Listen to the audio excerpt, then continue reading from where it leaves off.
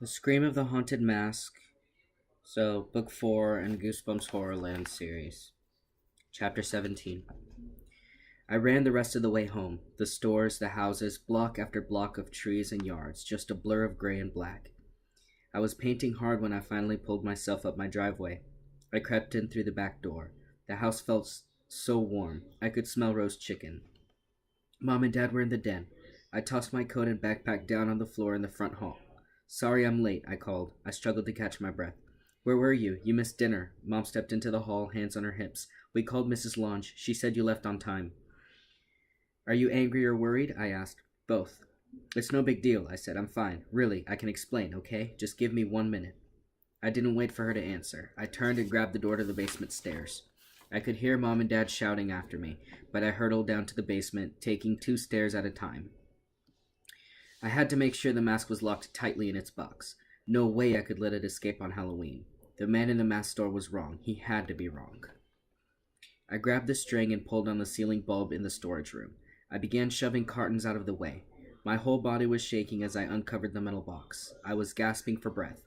My throat ached and my hands trembled. Somehow I managed to unlock the box. I pulled open the lid and screamed.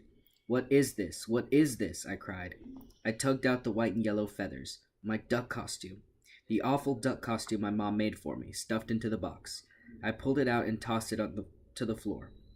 And stared into the empty box. The haunted mask was gone. Chapter 18. I stared into the empty box, my mind spinning. I bent and picked up the feathery duck costume. I shook it hard. Was the mask hiding inside? No. I slumped down onto a carton to think. A million questions flashed through my mind. All of them were terrifying. How did this happen? Did the mask escape? Did the man in the mask store tell the truth? He said someone else wanted it. Did someone come into my house and steal it? How did they know where it was hidden? Whoa, hold on a minute. I suddenly remembered something. Noah had been down in the basement. Did he see me with the mask? Was he down here that night I left the box uncovered? I suddenly had a heavy feeling in the pit of my stomach. I felt sick. Switching the mask for the duck costume was the kind of joke Noah liked to pull. If he took the mask up to his room, he had to try it on. No way he could resist. Was he stuck inside the mask right now, controlled by its evil? My heart was pounding like crazy. I forced myself to my feet and ran up the stairs. Mom called to me from the kitchen. "Carly Beth, do you want your dinner now? Are you okay?" "In a minute," I shouted. I flew up the stairs. I ran down the hall to Noah's room. "Noah," I called. "Noah, are you all right?"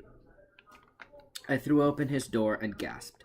Slowly, Noah turned around, and his eyes stared out at me through his craggy green mask. Chapter 19. I staggered back against the wall. Inside the mask, Noah blinked at me. "What's your problem, weirdo? I'm trying on my new Hulk mask." "You've never seen the Incredible Hulk before?" I stared at the bumpy green mask and burst out laughing. "You look awesome, Noah," I said out. "I just wasn't expecting—" "I wanted to be Wolverine," he said. His voice was muffled behind the rubber mask. "But they only had the Hulk." "Well, I think it's an improvement," I said. "You should keep it on." He kicked me in the leg. "Don't get violent," I said. "Are you joking? You're telling the Hulk not to get violent?" He let out a roar and tackled me around the waist. We both fell to the floor laughing. Roaring some more, he tried to pin my arms to the rug. "Carly Beth, what's going on up there?" Mom shouted from the bottom of the stairs. "I'm getting really angry. Are you coming down for your dinner or what?" "Coming," I called, pushing the Incredible Hulk off me. "Be right down." I checked my room. I just wanted to make sure the haunted mask wasn't hiding there, waiting for me. Then I hurried down for dinner. I didn't have much of an appetite. I was too stressed. I knew I'd be seeing that mask again soon. And what would I do when I saw it? What would I do? Chapter 20.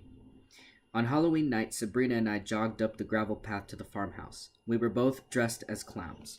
We had painted our faces white. We wore roughly pink clown collars around our necks, and red rubber clown noses pinched onto our faces.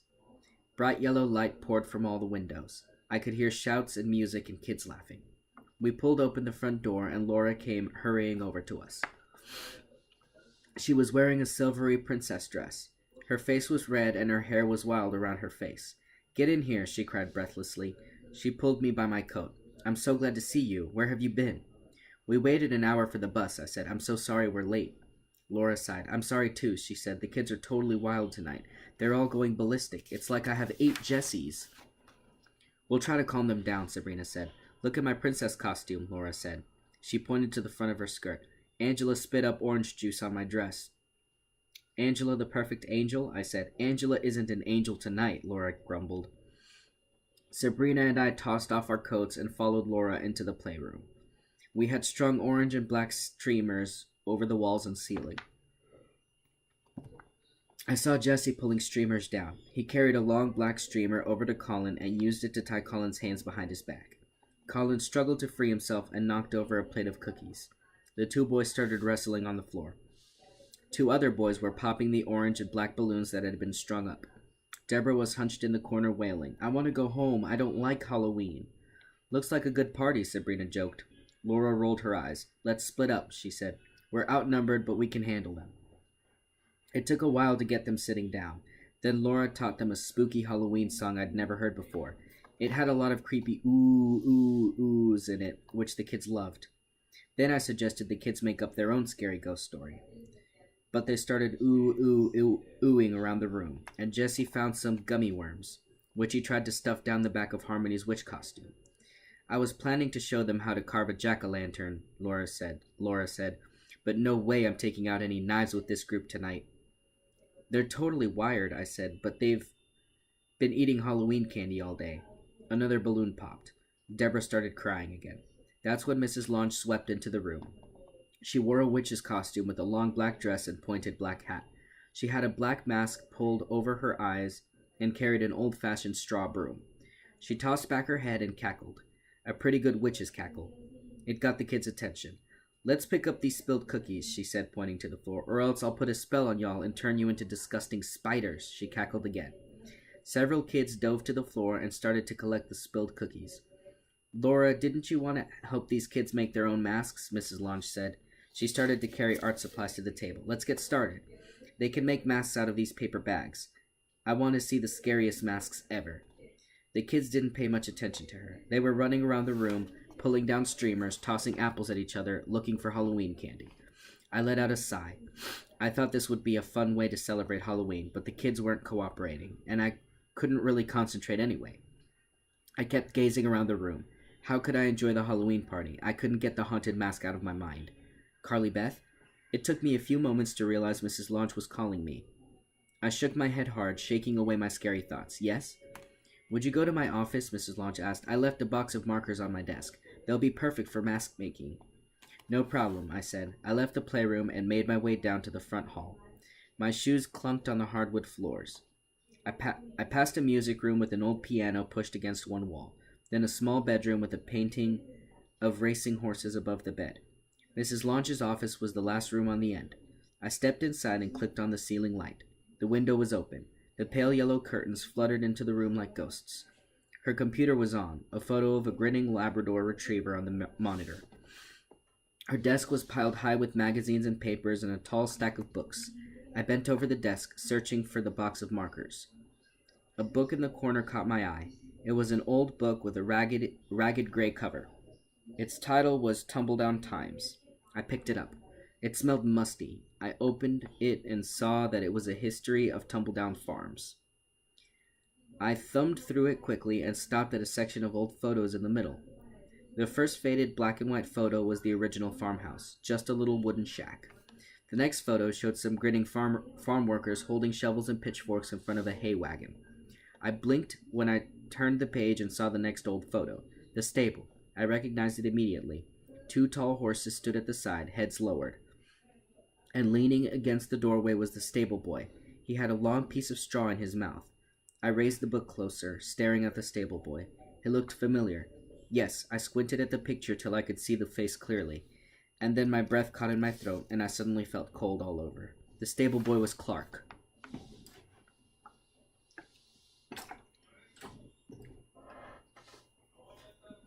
Chapter 21. Clark is a ghost. I held the book in my trembling hands and stared at the boy's face. Yes, it was definitely Clark. Clark is a ghost. I slammed the book shut and dropped it on the desk. I remembered the words of the man from the mask store. Someone else is out there. Someone else who owned the mask and will do anything to get it back. It was Clark. "I have to tell Sabrina," I said out loud. I picked up the box of markers and went running out of the room. I lurched down the hall, my heart pounding. I burst into the playroom and shouted, Sabrina? Sabrina? I stopped when I saw Clark. He was standing against the glass door in back. His hair fell down over his forehead. His hands were at his sides. Oh! I let out a startled cry. Panic tightened in my throat. Clark, what are you doing here? I thought. I know the truth about you. I know you were the stable boy. I know you are a ghost. Why are you here? Clark stepped away from the door. He said something to Angela and Colin.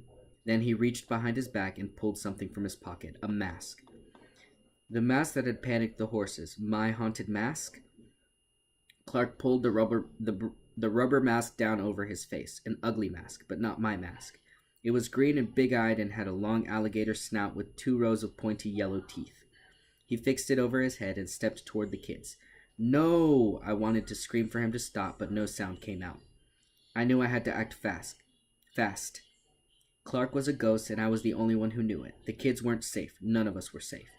I grabbed Sabrina and spun her around. Quick, I choked out. Take the kids to the art table. Keep them close together. Make masks with them.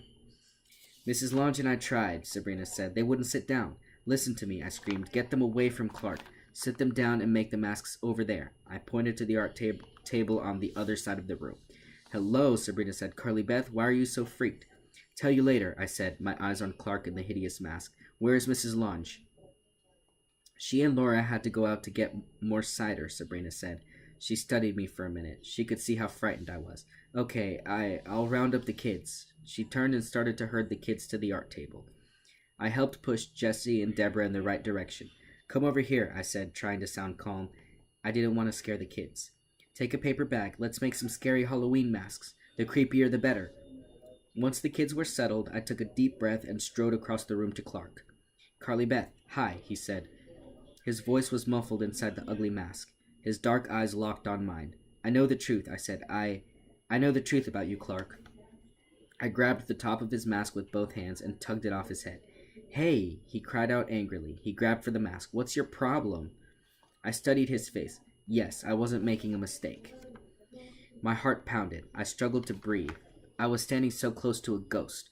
You were the stable boy, I said. You're the one who killed those horses all those years ago. I saw your picture in an old book. I know it was you, Clark. I know what you are. You're a ghost. His eyes didn't move off me, but his smile faded. Yes, you're right, Carly Beth, he said softly. Now you know the truth.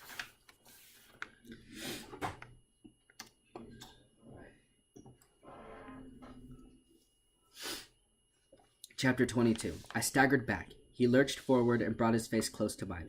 I'm going to put this mask back on and destroy everyone in this room, he whispered. No, I gasped. I swung the ugly mask behind my back and gripped it tightly with both hands. And then Clark laughed. He shook his head and laughed hard. Carly Beth, are you totally nuts? He cried. I'm just kidding around. That was a joke. Not a joke, I insisted. I saw you in that old photo in the book about Tumbledown Farms. I studied the photo carefully. I've seen that old photo too, Clark said. It's my grandfather. My grandfather was a stable boy. He was about my age then, and I look a lot like him. You're lying, I said. The stable boy died in that stampede, so he couldn't be your grandfather. It's you in that photo. I know it. I glanced back at the table. The kids were already finishing their masks. Some were cutting eye holes into the paper bags. Clark pulled his mask away from me, then held it up to my face. Check it out, Carly Beth. It's just an alligator. It's a normal Halloween mask. I bought it at Walmart. It's not the evil mask that frightened the horses. I couldn't stop shaking. I didn't believe him. Clark, photos don't lie, I said. You were the stable boy. Why are you here? Are you looking for the haunted mask? Is that why you came tonight?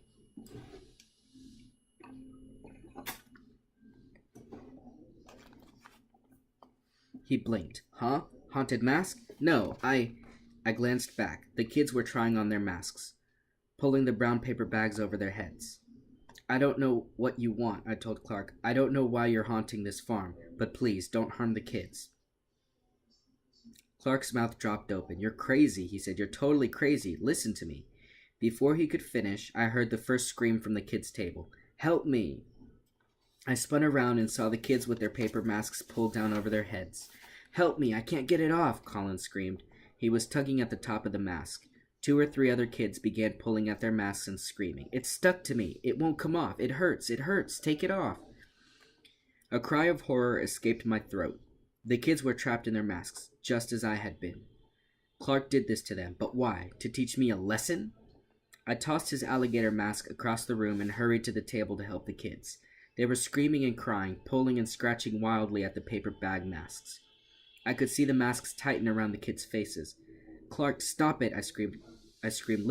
Let the kids alone. Stop doing this. "Help me, Carly Beth. It hurts, Harmony wailed. "Ow, I can't see, I can't breathe," Jessie cried. "Clark, what do you want?" I said. "Stop this, please." He stood right behind me. I grabbed his arm. "Hey." He was solid. His arm was warm. I gasped. "You're alive," I cried. "You're alive. You're not a ghost." My head spun. I suddenly felt so confused. The kids were all on their feet, screaming and pulling frantically at their masks. I grabbed the bottom of Jesse's mask and tried to tear it off, but it stuck tightly to his neck and shoulders. Beside me, Sabrina held Deborah by one shoulder. She tried to tug off Deborah's mask. She gave a hard pull, but the mask didn't budge. Deborah let out a loud, horrified wail, her little hands flying in the air. The door swung open. Laura burst in. Her blonde hair flew around her face. Her eyes moved from kid to kid. She strode over to Clark and me. She had a strange, wild expression on her face. Was she smiling? "Sorry I had to scare the kids like this," Laura said. "Huh?" I gaped at her cold, silvery eyes. "It was the only way to get you to cooperate, Carly Beth," Laura said. "Do you want to save these kids? There's only one way." "Laura, I don't understand," I stammered. "What are you talking about?" "Bring me the haunted mask," she screamed. "I cannot rest until it's mine again. Bring it, Carly Beth, and you'd better hurry." Chapter 23. I staggered back until I hit the wall. The light suddenly seemed too bright. The floor felt unsteady beneath my feet. I saw the startled look on Clark's face, and I saw Sabrina hugging herself, trembling in fright. The kids were running in crazy circles around the room, screaming and crying. They tugged and slapped at their masks. "Get the mask," Laura hissed at me. "I need it, Carly Beth. I've been waiting so many years, waiting to have it again." I fought back my fear. I glared at her. "You're the ghost?" I cried. She pushed back her wild hair. Her eyes flashed. Yes, it's me, all me. It wasn't the stable boy, Clark's grandfather. He didn't wear the mask, I did. I'm the one who died in the stampede. She floated off the floor. "I can't rest until I have the mask again," she said. She had to scream over the cries of the kids. Her weird silver eyes burned down at me. "My father owned Tumbledown Farms, and I destroyed it all. I wore the mask as a joke, to scare the stable boy. I didn't know the mask was evil. I didn't know its evil would change me forever." She lowered herself to the floor. I could feel a wave of cold off her body. "I've been waiting here at the farm for so long," Laura continued. "The other night I heard you at the stable, Carly Beth. I heard you talking to Clark. I heard you tell him you had the haunted mask. And I knew my long wait was finally over." "Laura, let the kids go," I shouted. "Let them take off their masks." "No," she replied, rising over me. Her long hair flew up at the sides of her head like wings. "Bring me the mask first. I can't go to my final rest until I have the mask. Don't stand there. Go get it, before the kids start to suffocate." My breath caught in my throat. I suddenly remembered opening the metal box in my basement, pulling out that feathered costume. "Laura, I don't have the haunted mask," I cried. "Liar!" she screamed. Her eyes flamed bright red with rage. "Liar! Go get it, now." "But it's gone," I told her. "I don't have it. I'm telling the truth. It disappeared." Laura floated above me. Her fists were tight. She swung them in the air. Her eyes flamed bright red. "Do you want these kids to suffocate in their masks because you are a liar?" "You've got to believe me," I begged. "The mask is gone." And then I heard a tiny voice from the corner, Sabrina's voice. "I know where it is," she said.